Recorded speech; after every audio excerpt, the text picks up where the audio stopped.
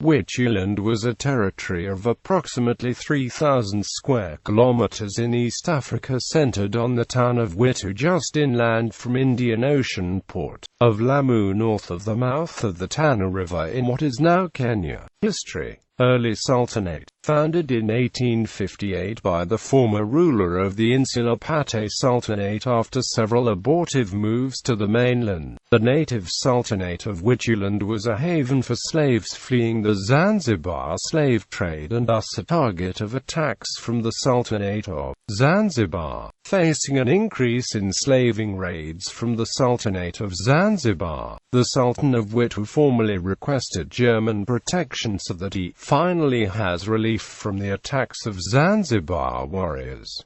German Protectorate. In 1885, the German brothers Clemens and Gustav Denhardt negotiated a treaty with Ahmed ibn Fumo Bakari, the first Mfalme of Witu, who ceded, on 8 April 1885, 25 square miles of territory to the brothers Tana Company, and the remainder of the Wituland became the German Protectorate of Wituland on 27 May 1885. The Reich was represented by the German residents, Gustav Denhardt and his deputy Clemens Andreas Denhardt. German rule was relatively mild, and the territory continued being a haven for escaped slaves. In 1889, Wituland issued a number of postage stamps, although the postal usage has not been verified. British rule and the Witu expeditions. In accord with the 1890 Heligoland-Zanzibar Treaty, on 18 June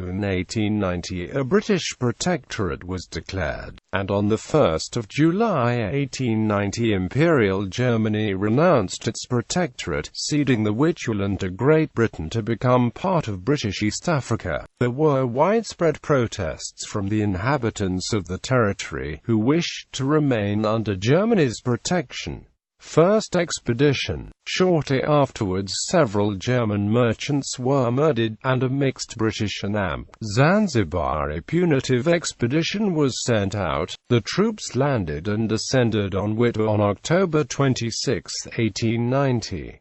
After a series of shootouts, Sultan Fumo Bakari ibn Ahmed fled from the town, with roughly 3,000 of his remaining gunmen. He was deposed by the British and died soon afterwards. After a short reign by Bwana Sheikh ibn Ahmed, the rulership was given to Fumo Umar ibn Ahmad. Slavery was also formally abolished in Witu in March 1891, and Indian police were brought in to enforce the new agreement.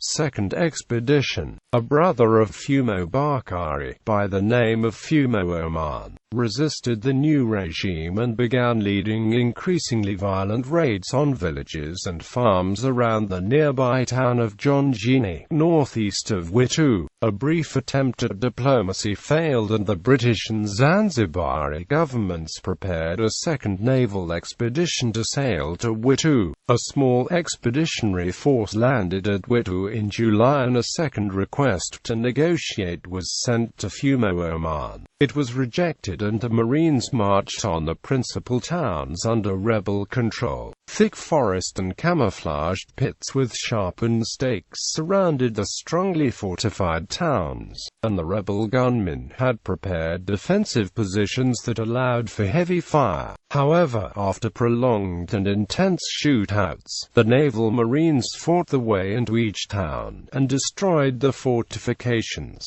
Fumo Omar fled, and Fumo Umar ibn Hamid was reinstated. Fumo Umari moved the capital to Jonjini, but the growth of British power and of the regional importance of Zanzibar saw Witu's position and independence gradually decline.